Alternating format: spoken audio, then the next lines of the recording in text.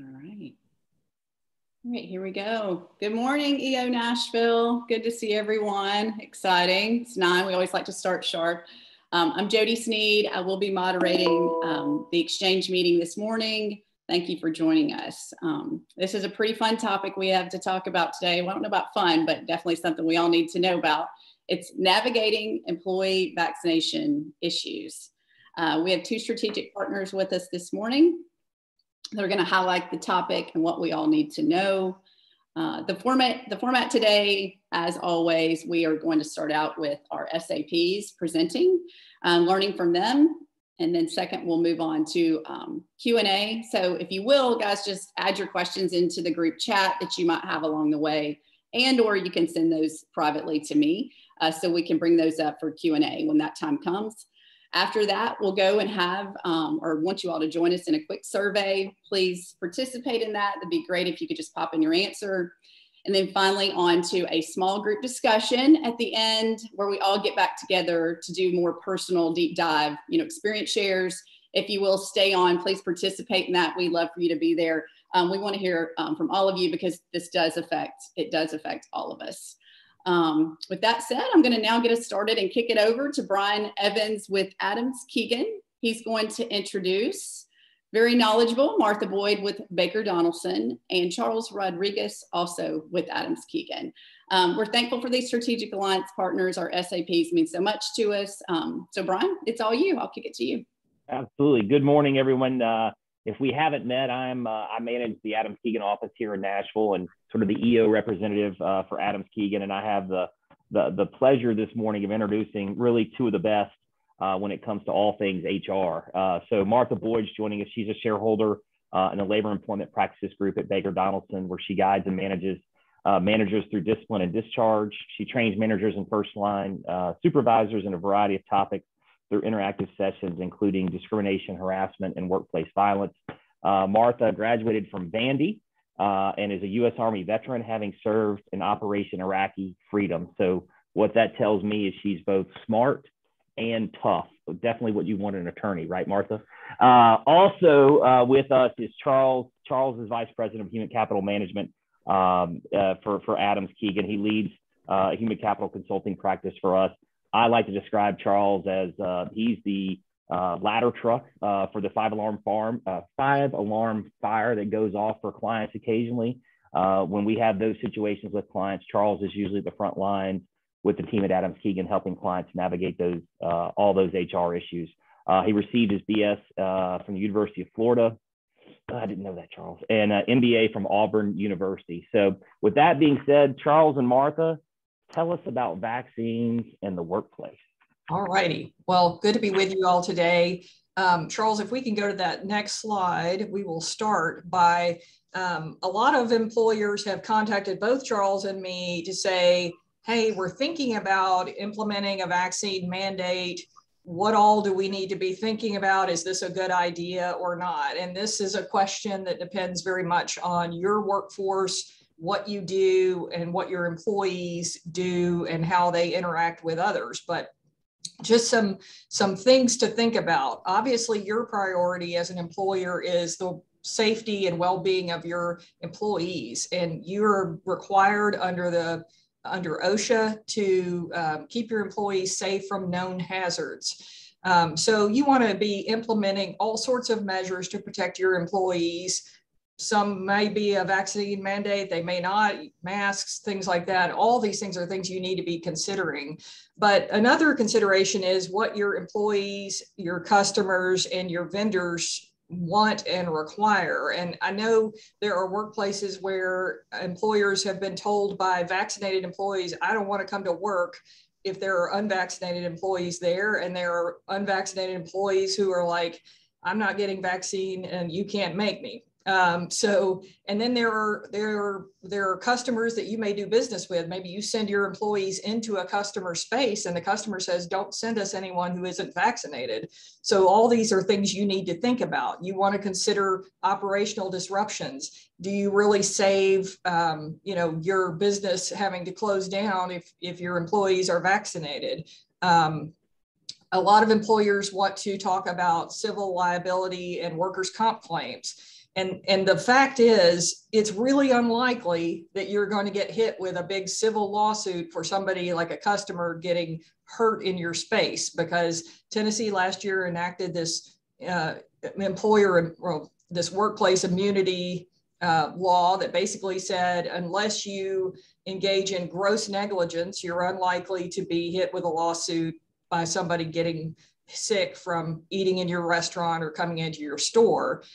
And then finally, you want to reduce OSHA violations. And so again, all these things are things to be thinking about as you're considering whether it makes sense to enact a vaccine mandate or what we call a soft mandate, which is like really encouraging but not actually forcing folks to get vaccinated. So we're going to talk next. I'm going to turn it over to Charles to talk a little bit about masking, and then I'll come back and talk a little bit more about vaccine mandates.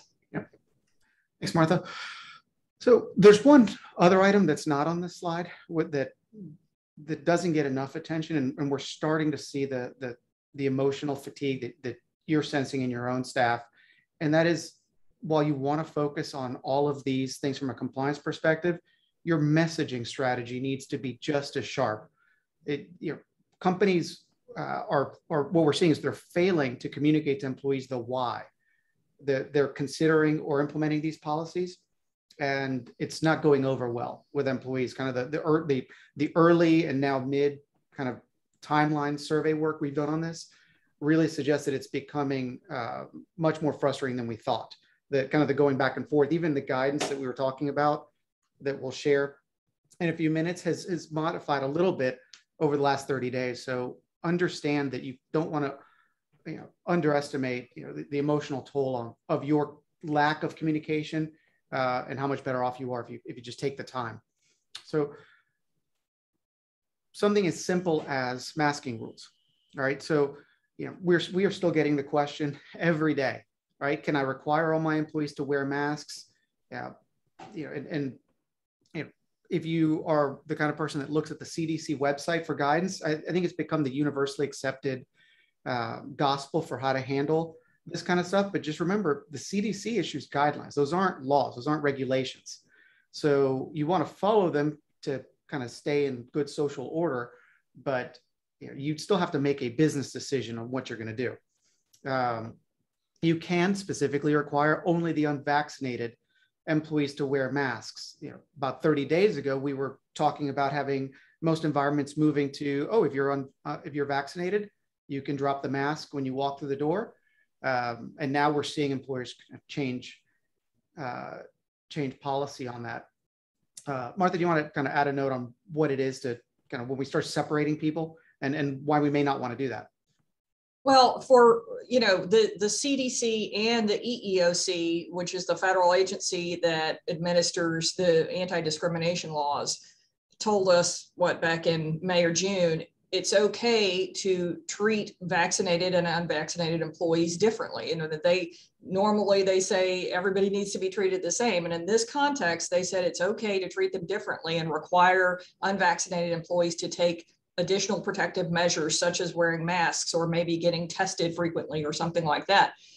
And that's fine to do, but from an employee relations standpoint, that can be bad for morale if you only have unvaccinated employees wearing masks.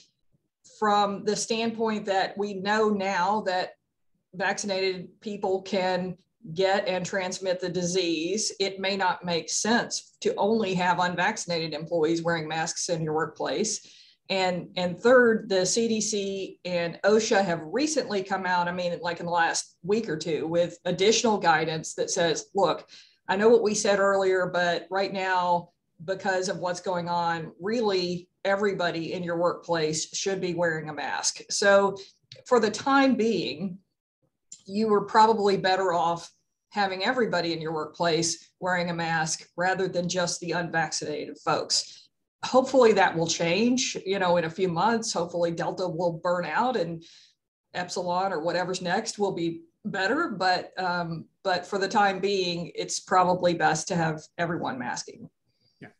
Yeah, and I think that the trend that you're starting to see is the argument that there's nothing to be gained from separating employee groups. At this point, we are better off from a management perspective and staying in line with where things are going. So kind of the next slide, Martha will kind of break down for us.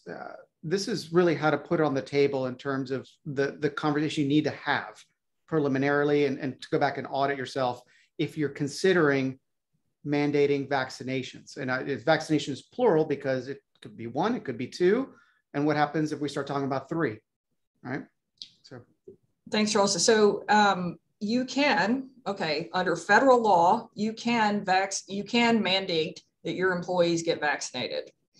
You need to consider if you have employees in any other states. Tennessee right now does not prohibit you from mandating vaccines. A few other states do, and some of the other states have legislation pending that will. So if you decide to do a vaccine mandate, you can right now do it here in Tennessee, and I don't think we're going to see a special legislative session called up to change that. So we should be good through the end of the year. But in other states, definitely check with your attorneys before you enact a vaccine mandate to make sure that you can do so in compliance with state laws.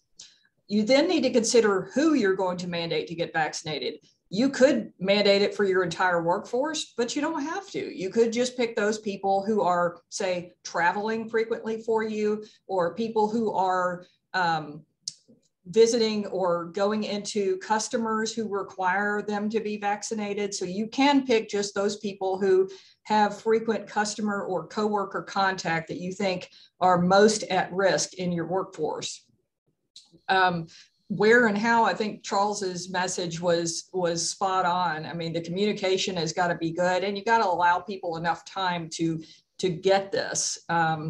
There's 30 days for Moderna, 3 weeks for Pfizer. I mean, you got to allow people the time to get it, and make sure that if you're mandating vaccines and the CDC is now saying a booster is required, make sure that you give folks time to get that booster if they need it. In terms of who pays for it, here in Tennessee, you're not required to pay for employees to get the vaccine. You're encouraged to give employees paid time off to do it if you can, but you're not mandated to do that. You can say this is a condition of employment and you need to go get it on your own time.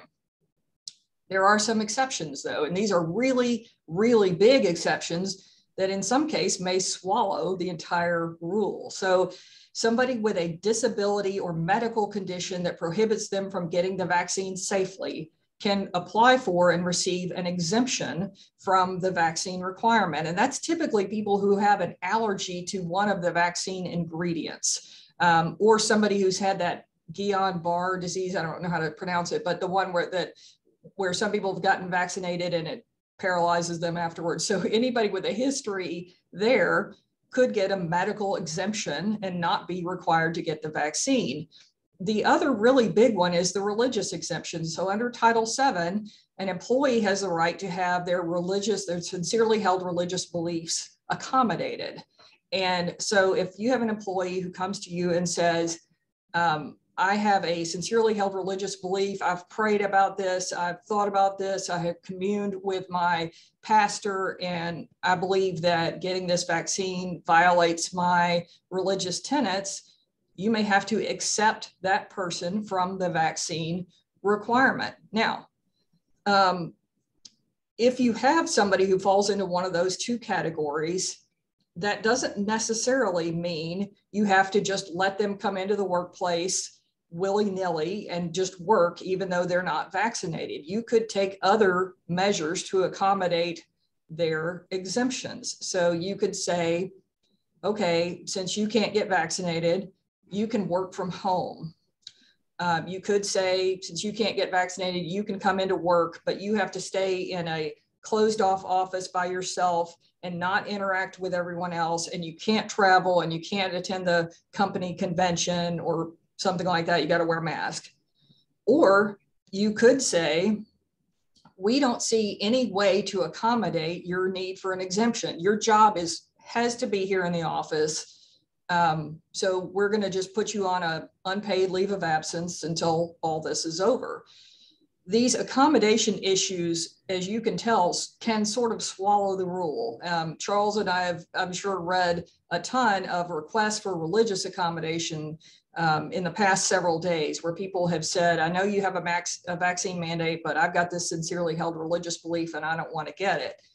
And so I've reviewed the federal law all over the country on this sincerely held religious belief exemption, and the courts accept virtually anything as a sincerely held religious belief. I mean, almost anything flies. So whatever you get from your employee, unless it is just clearly secular, like I just believe that I should have the right not to get this, and if it refers at all to religion as the basis for their request for an exemption, you kind of have to consider that, okay, that's a legitimate request. And now we see if we can accommodate it. And as I said, the accommodation may be you let them stay in the workplace. It may be you put them out, but let them continue to work for you if they can do the essential functions of their job remotely. But if they can't do the essential functions of their job remotely because, say, they're working with others in the workplace, they have to be traveling or something like that, you could potentially put them on a leave of absence. You could even fire them. So, but don't do any of that without talking to your attorneys first, because we are going to see a ton of litigation, I'm afraid, over this issue. And so employers are really struggling with how to manage all this. Yeah, and a couple of points on that. So we're talking about mandating the vaccine, and for all the reasons that we said, it is almost too easy to just cite a sincerely held belief. The mistake for employers here is if you know, because you know your employees and you know what they've espoused in the past as to what their religious beliefs have been, don't judge that based on their past. That's going to lead you down the wrong road. So that you really want to stay away from the value judgments of the believing, disbelieving in their version. We never know when an employee is going to find God, right? So we want to be really careful with that.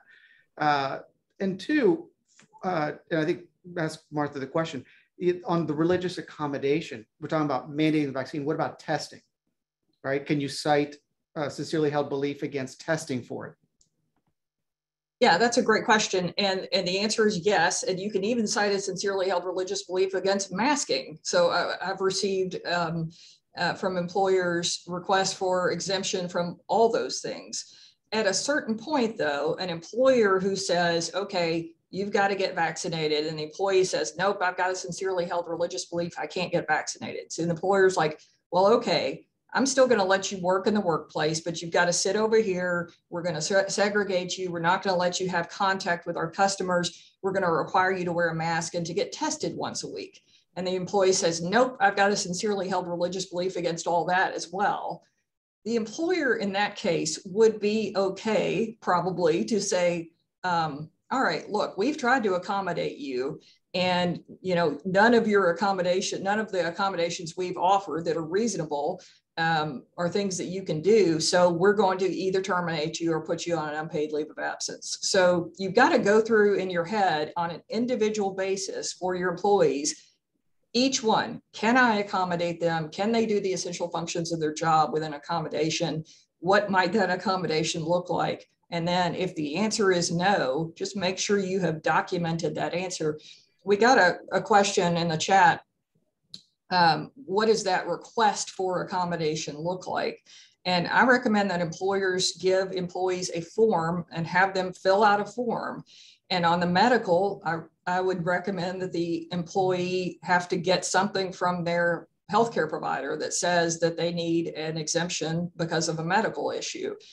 With regard to the religious exemption, I would recommend that the employee have to write something that explains the basis for their request for a religious exemption. So at least you have something that you can rely on. So if you decide, look, this is an entirely secular request, it's based on just a feeling or a belief, but not a sincerely held religious belief. And so we're going to reject it on that basis. You've got something in writing that you can rely on. So, have a form prepared that you can send to employees who are requesting exemption that requires them to provide you the information that you can then base your decision on. Yeah, let me cite kind of two examples of things we've seen in the last week. One was an employer I believe, made the mistake of taking half of Martha's advice and saying, introduce some formality, require a form, just a simple statement, but do not require a letter from their pastor, right? That's probably one step too far. By the same token, just because somebody submits documentation, we had somebody submit a letter from their dietitian recommending against the vaccine because of their veganism and just general well-being. That's not a medical accommodation either. So people will try all sorts of arguments. So you've got to be really consistent and be willing to engage in a dialogue with the employee and certainly demonstrate kind of that dialogue occurred. So email is fine, right? Just having some kind of say, look, here's what I understand you're telling me. Based on that, here's our company's position. That way they can't say, oh, you didn't talk to me about it, you just said no. All right. So all of those things will help you.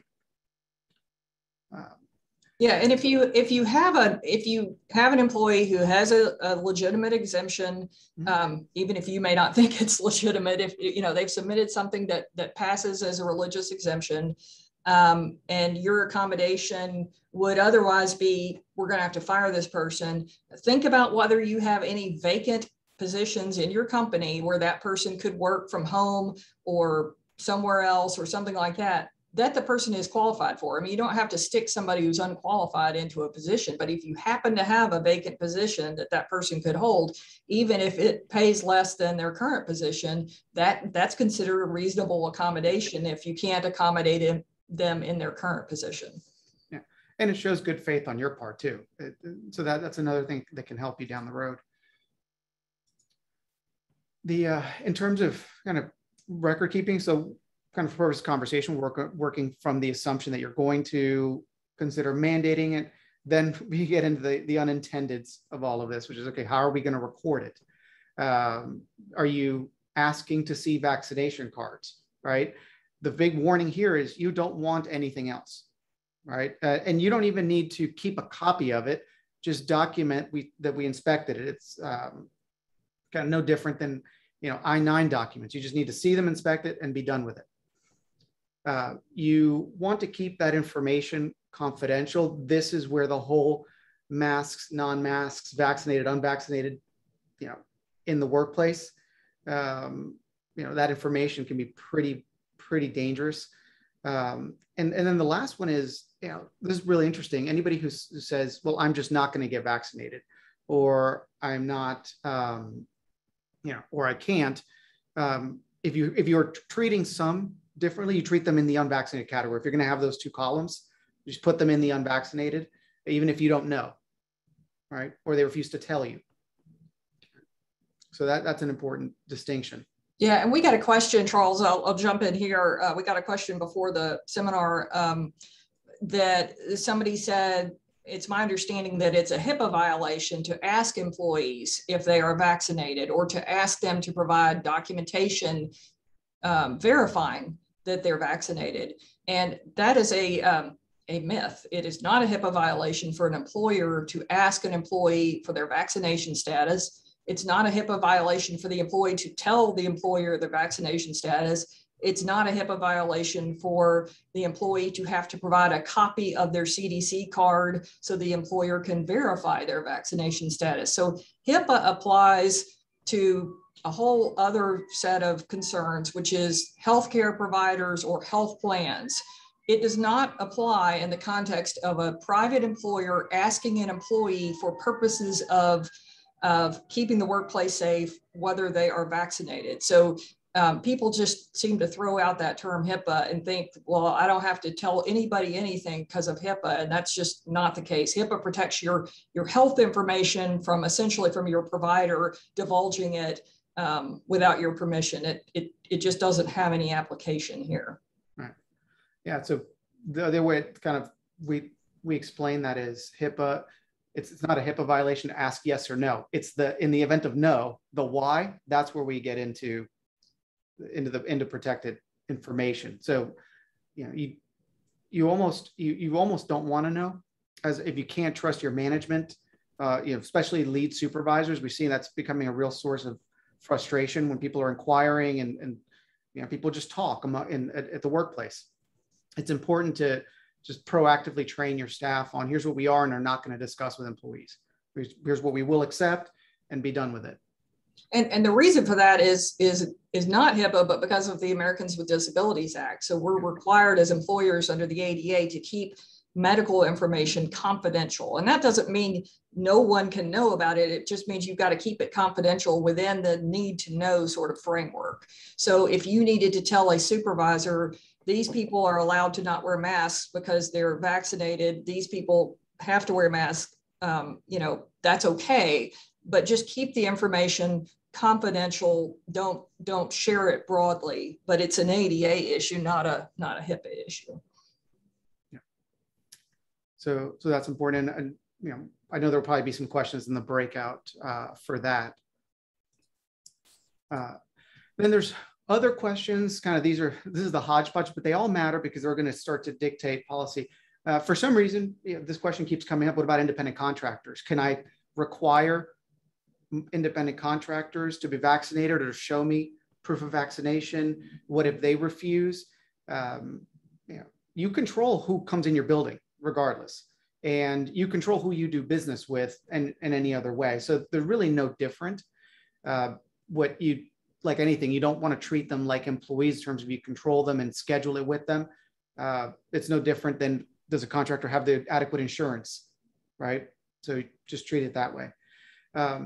We also get the question a lot, can I ask someone's vaccination status as a condition of employment, pre-hire?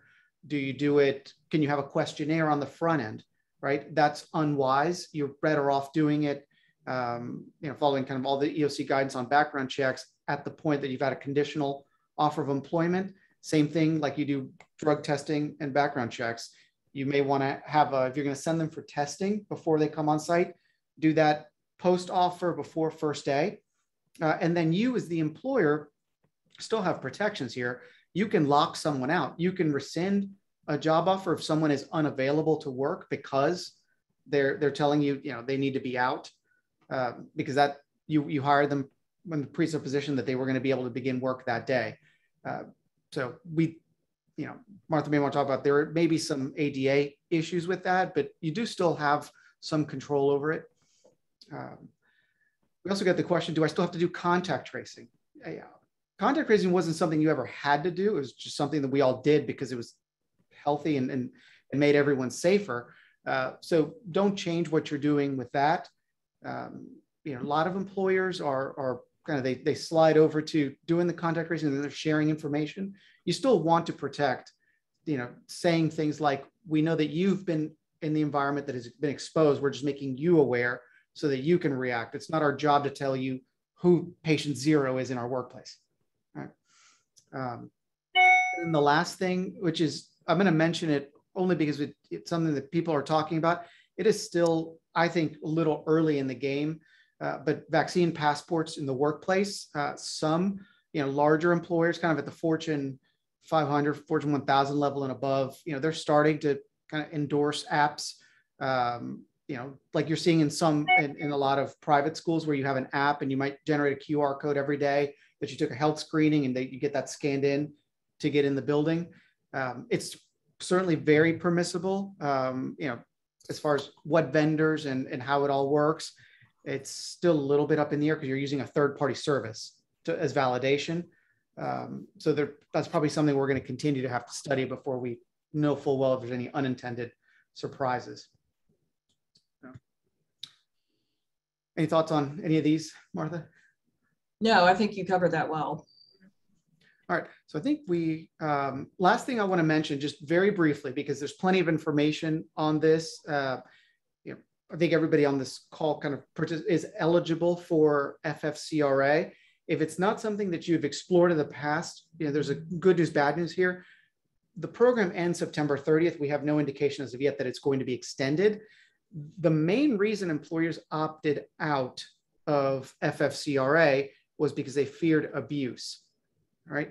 So, if you look at it now, we're on a short runway for this thing sunsets on the 30th. So what it does allow you is, if you really want to incentivize in the safest way possible for people to become vaccinated or to take time off to be screened, enrolling in the program, which is free, allows you to get tax credits back dollar for dollar on most of those wages for employees. So you're out of pocket. You've provided the employee a benefit of some time off if you really want them to be vaccinated.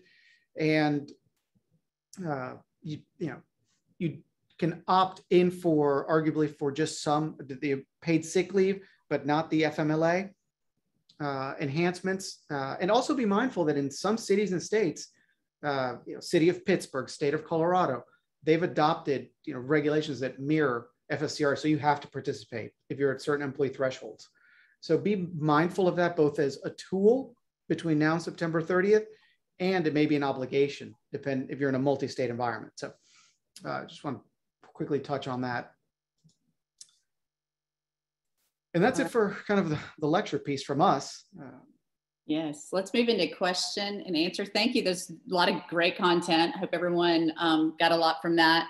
With Q&A, I've already gotten questions sent over. Can we just go and roll right into those and you grab them as we pop these out there? With the vaccine not being FDA approved, I'm getting pushback and asking employees to get vaccinated. Do we have any understanding when the FDA will place their stamp on the vaccine? So I don't know that I've heard all sorts of different theories on that, when we'll know something, but I will say this. When the vaccine first came out, we were all a little concerned and a little squeamish about advising clients to mandate the vaccine because it was approved under the EUA status. And we weren't sure at that point whether that would prohibit an employer from requiring an employee to get vaccinated. We now believe that it does not place any restriction on an employer requiring an employee to get vaccinated. And the reason I say that is because there have been a couple of lawsuits challenging vaccine mandates on the basis that the vaccine is only approved currently under the emergency use authorization from the FDA. The most sort of famous one was at Houston Medical in Houston, Texas, is a big medical center that had a vaccine mandate. Employee challenged it saying, "You're experimenting on me by making me get vaccinated because it's only approved under an EUA." And the court issued an opinion that was just the biggest beatdown I have seen in a long time. It was just like, no, employers can absolutely mandate the vaccine, even though it's under an EUA status. And I would encourage all of you to Google it, because it's a really excellent opinion that sort of just dispenses with any notion that the EUA restricts private employers from doing anything with regard to this vaccine. And in addition, the week before last, last week of July, the Department of Justice issued a memo saying the same thing, saying private employers are absolutely allowed to mandate vaccines, even those just approved under an EUA status. And while that memo is not law, it provides great guidance to a court who receives a challenge, who's considering a challenge. So a court would look at that memo and say, it's clear that the Department of Justice thinks this is okay. So it's a great question, but I think employers can now say with confidence, even though this vaccine remains approved only under EUA status, we are absolutely free to mandate it for our employees. Thank you. The next question I've gotten is, if our clients require vaccines and our employees cannot go into their facility without the card, is it better to offer a leave of absence without pay? How long is reasonable to do this? So I think that's a really great question. You can't send someone into a building if the client doesn't accept them, right? So the issue for you is to say, okay, we can't do this. If we don't, so you can say, that's your job. We're going to allow you to work remotely and support if we can. And if it's something you just can't do, if you're on site delivering the actual product, then you could be put on a leave of absence. The caution is, I think you owe it to yourself and the employee to say, look, we have this other potential job that you could do in the meantime. In terms of how long will it last, I think when it becomes something where you're just creating a job, I think that's an undue business hardship. You know, what is a reasonable timeline? We really have no idea, but I think I would argue that if you're going beyond 60 days, that's pretty unreasonable. Okay. The other thing to consider, kind of, that I'm going to read into the question is, be careful with protecting your employees based on what external clients and vendors want to know, right? They may say, we want to see copies, right? They don't necessarily have a right to that, right? So you may want to consider, you know, how far you have to go to protect your employee from filling out a questionnaire that they want. We've seen some organizations that have received kind of almost like a questionnaire saying, we want to know the status of your employees and when they've been vaccinated and all of these things. And I just can't imagine that's a good idea for any employer, even if you could get away with it. Okay.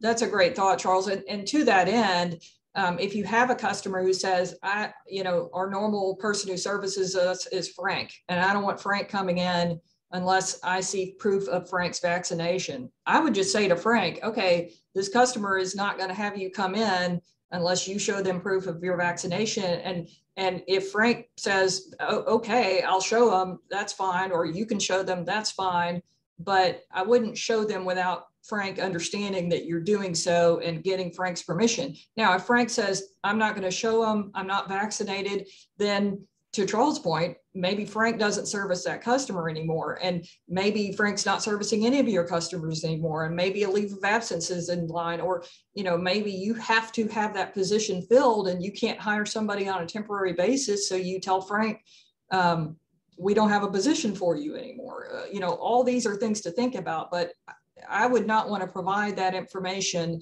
to a customer without at least getting Frank's buy-in and permission to do so. Good stuff. This one, I really want to hear your answer to this question. I don't know which two of you will answer, but it's definitely one I think about as well. If I had an employee ask, or they did have an employee ask, this is Jonah, what if I have a reaction to the vaccine? Is the business liable since it was mandated from the business? Yeah, the answer to that is almost certainly no. A vaccine side effect is sort of considered a risk of getting a vaccine, even if an employer has a mandate that you have to get a vaccine to be qualified to work here. It's very unlikely that the employer would be deemed liable for that because there's no negligence in that. Again, in Tennessee, there's a very high standard for liability on a company. If the employee had any ability or recourse at all, it would be through the work comp system. But even then, I don't think work comp is going to compensate them for something like that. And absent work comp, they don't have any right to sue you, except if you basically like throw them out in front of a truck or something like that. So the work comp system protects you and is unlikely to see that as a viable claim. Okay. And additionally, some states have passed legislation, or governors have issued executive orders on protections for employers for that. So, got you. What do you recommend regarding the enforcement of a masking policy? So it can be as simple as, no masks, no shoes, no entry, right? The key is to be consistent with it, enforce it consistently, because at this point, I mean, to lay people like us, the science says, and the CDC guidance says, it's no different in terms of your ability to contract or communicate the virus. So, I don't think this is one of those, don't overcomplicate it. It's a good idea. If you think it's a good idea, and just enforce it. And if the employee refuses to wear it, again, dealing with kind of the religious accommodation aside, then they're ineligible to come into the building. Okay. Yeah, I mean, treat it like you expect your employees to wear pants, right? So, you don't want them walking around in their boxers. Treat them the same way. So, if you tell somebody, hey, put your pants on, and they don't, and they continue walking around their boxers, you're going to terminate their employment. So same kind of thing. Fair enough. Next question. I just keep getting these, so I hope you're okay with me. I keep hitting you with them, but it's good good content. My company calls on hospitals. They're absolutely demanding we be vaccinated and have already put into vendor mate as a question and requiring proof. Are you saying we don't have to play along? No, you do have to play along if you want to do business with them, right? They, just like you have the right to just make that a rule. You want to come in this building, you must be vaccinated. So think of it from the perspective, the hospital has the right to do that. You then will make your business choice to play along or not. Yeah, so then you would, you know, if you have employees who are servicing those hospitals, you tell the employees, look, it's a requirement for you to service this hospital, which is your job, for you to be vaccinated. And the employee says, well, I don't want to be vaccinated. I've got a religious objection to being vaccinated. Okay, that's fine, but we don't have any other job for you. This is your job and you've got to be vaccinated. We don't have anything else you can do. So we're either going to put you on an unpaid leave of absence or we're going to terminate your employment.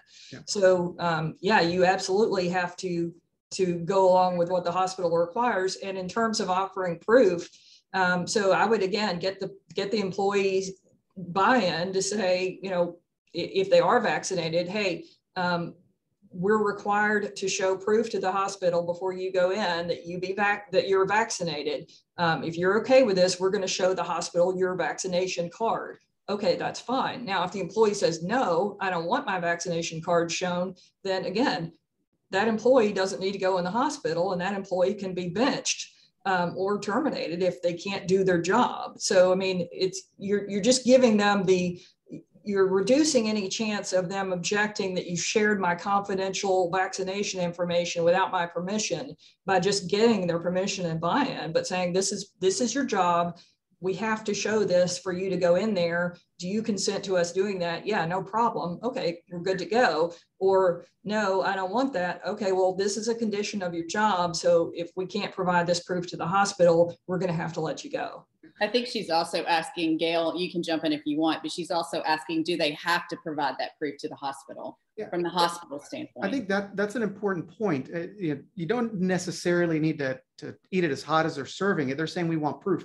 Well, ask them what exactly qualifies as proof to you, because it could say, well, we will certify as an employer that every employee will, you can have a formal letter from the organization saying we stand behind this. Do they want an affidavit? Is there a portal where they're asking all of their vendor partners to log in and put down the names and provide some information?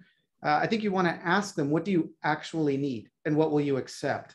I've not yet seen many environments that have adopted such formality, like when if like a defense contractor, asking for an RFP, right? It's not that formal yet.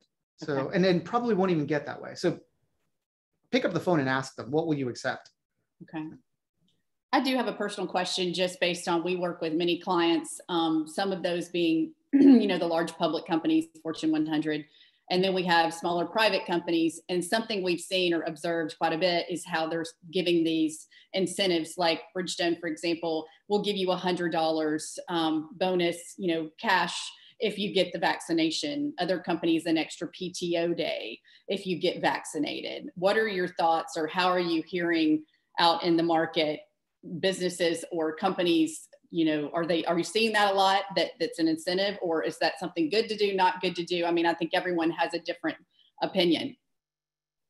Yeah, so incentives can be problematic, but they're not always. So if you are a healthcare company that is bringing in somebody to provide the vaccinations on site, or people are getting them at your company, you don't want to get an incentive that is substantial enough to be coercive. And the reason for that is because as part of the vaccine process, the employees may have to divulge things like their allergies and things like that.